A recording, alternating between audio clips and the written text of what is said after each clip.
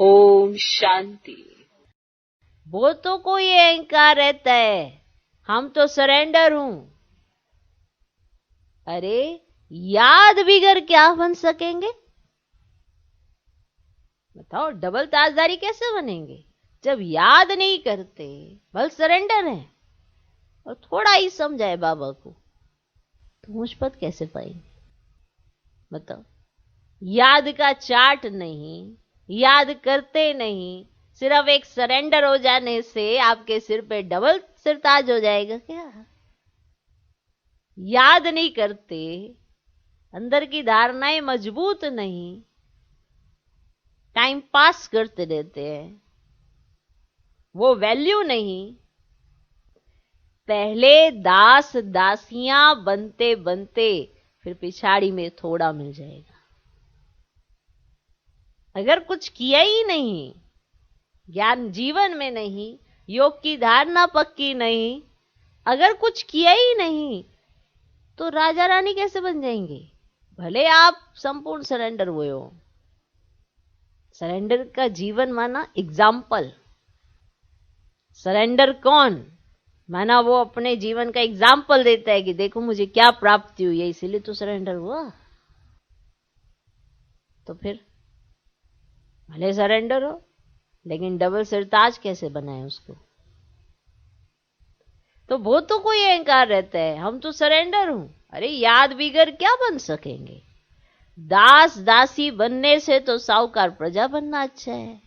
कई कहते चलो दास दासी ही सही, तो श्री कृष्ण के साथ झूला थोड़ा झूल सकते हैं, रास थोड़ा कर सकते हैं।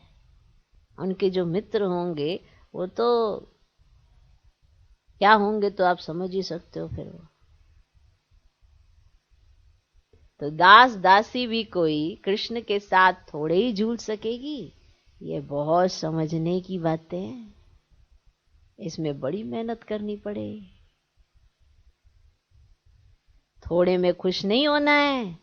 हम भी राजा बनेंगे, ऐसे तो फिर ढेर राजाएं बन जाएं।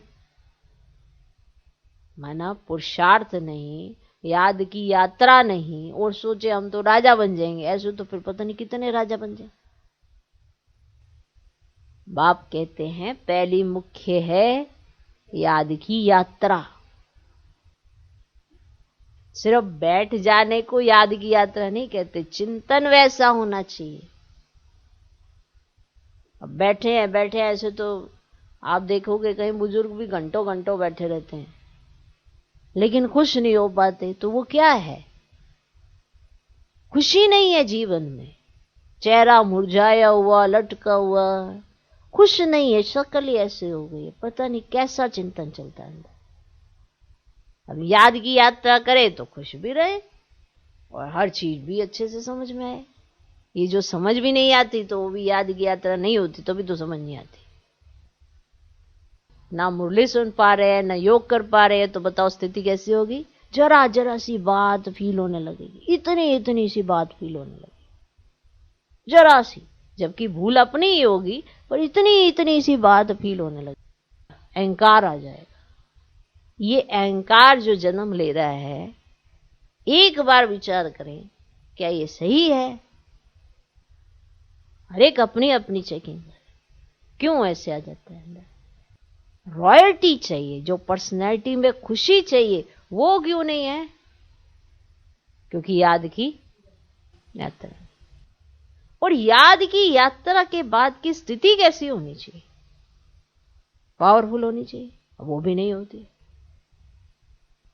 शक्ति ही नहीं मिली तो फिर क्या याद की यात्रा? शक्ति तो मिलनी चाहिए। व्यक्ति साइलेंस में भी रहता है ना, और मन के संकल्पों को नियंत्रण करके रहता है, उसको भी शक्ति मिल जाती है। अच्छे संकल्पों की रचना रचता है, उसको भी शक्ति मिल जाती है। तो अब आप बताइए, हो गए सरेंडर? दास दासियां बनते बनते लास्ट में मिल जाएगा कुछ। तो भगवान कह रहे हैं कि बड़ा ही अहंकार आ जाता है, मैं तो सरेंडर हूं, मैं तो सरेंडर हूं। ये अहंकार को क्यों जन्म दे रहे हो? पहले याद की यात्रा में कहो ना कि मेरी याद की यात्रा बड़ी अच्छी है, मेरी स्थिति बड़ी अच्छी है, मेरी खुशी कभी गायब नहीं होती। ऐसा नशे में आओ ना, मेरी तो खुशी गायब ही नहीं होती है। देखो, हम सरेंडर हुए हैं पूरे विश्व का कल्याण करने के निमित्त। ठीक है, हम अपने आप को सरेंडर इसलिए करते हैं कि हमारे संकल्प, हमारे श्वास, हमारा तन, हमारा मन या हमारे पास अगर कोई धन है वो श्रेष्ठ कर्मों में लगे, माना परमात्म कार्य में लगे, तो हम सरेंडर होते हैं। और सरेंडर होने के बाद जो हमें लॉटरी मिलती है वो भी तो देखो। कई बार हम उस लॉटरी को भूल जाते हैं और सोचते हैं हम तो मर गए मर गए मर गए। हम मरे हैं उन पुराने स्वभाव संस्कारों से, हम मरे हैं इस पुरानी दुनिया से, लेकिन हम सरेंडर होकर जी रहे हैं बाप के दिल में और इस पूरे विश्व के कल्याण के हम निमित्त हैं।